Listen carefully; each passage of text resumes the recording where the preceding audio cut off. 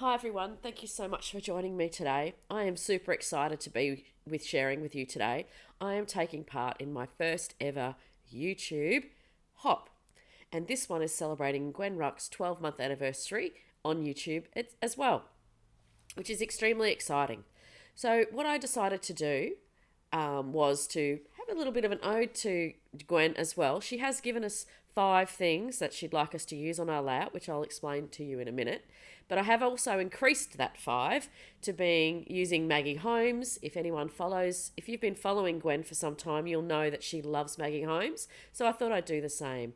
I pulled out some of my stash. I don't have a lot of ephemera though, so I have had to make some of this up. So the 5 things that we needed to use for our page were a square photo. That's definitely a Gwen thing.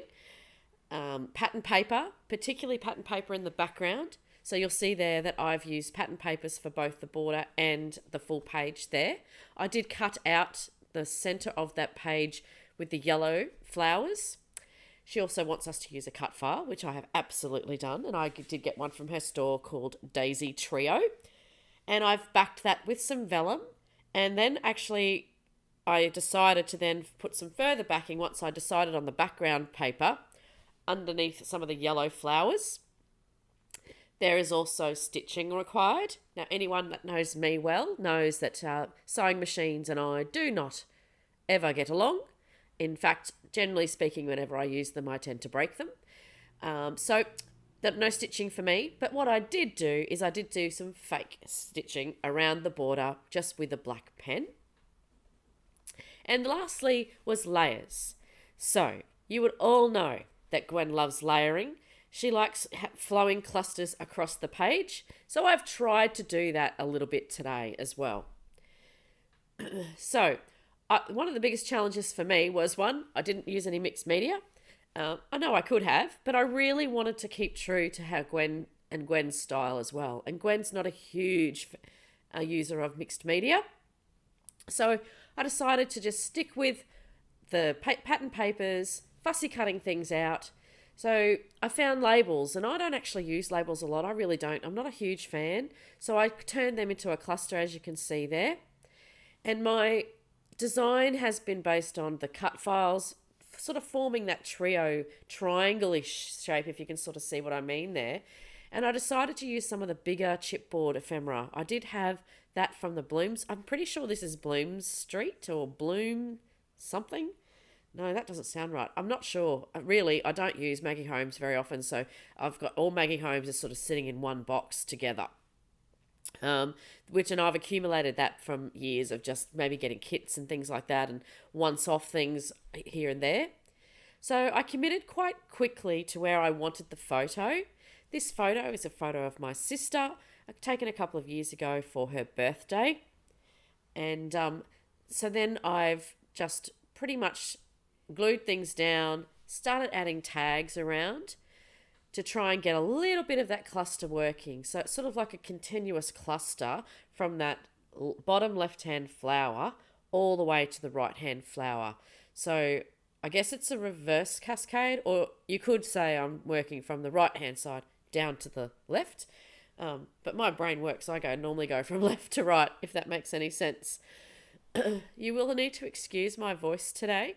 I am doing this at the last possible minute. I have a head cold type flu type thing at the moment, and I'm slowly losing my voice. So, but I really need to get this posted up onto YouTube in time for the hop to start tomorrow. So, I chose, because I don't, like I said before, I don't have a lot of ephemera. I turned some of the ephemera and fussy cut flowers into how I designed that page. I do really like that bow. If you can see that bow on the left-hand side in my little white plate there. And I really wanted to use that bow because Gwen has a wonderful saying whenever she's talking about bows. She loves bows a huge amount. So another nod to Gwen from me today. I am a big fan of Gwen. Gwen and I have never met in person. If you'd ever looked at my introduction video, if you haven't, go check it out. I talked about I'd taken a break from scrapping and wasn't taking it very seriously for quite a while. And COVID got me back involved just to be able to when I was working from home, separating myself from work and home. And Gwen's store, her cut file store, got me back into scrapping. Gwen has always been extremely encouraging, and when I told her I was going to have a YouTube, she was so excited and sent me some tips, which I am forever thankful for. She's always ready to have a chat, have a conversation, and I couldn't thank her enough for that, which is so why I wanted to join in this YouTube hop today. So back to the layout. I grabbed out some more of the chipboard because I never use that stuff. I find the Maggie Holmes and actually chipboard in general from those sheets too thick. So I did take a couple of layers off those particular ones that I've got. And if you see it down the bottom on the right hand side there, that happiness is here and the sparkle every day has some gold. So I wanted to put some gold in amongst the clusters as well, just to tie them all together. So I found that little flower with the gold, cut it in half, and for the moment I've only got it on the top right hand side. The other half does make it onto the page because it looked all lopsided, but it took me a while to work out where I was going to put it, and I kept putting it away. And then I found somewhere where to put that, which will come up in a minute. I had fussy cut those butterflies out.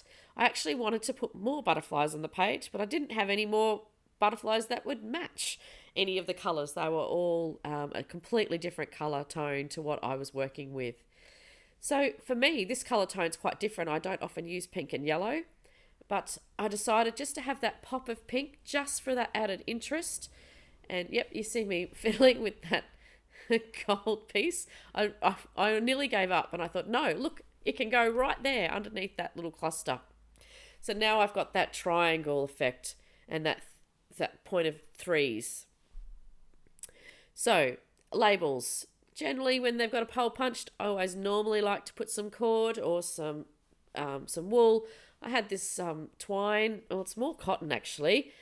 I unhooked some of the strands and placed a little piece in pink, just for that last bit of added pink to the page. So that's almost it, I think. I will have some up close photos of the finished layout coming up.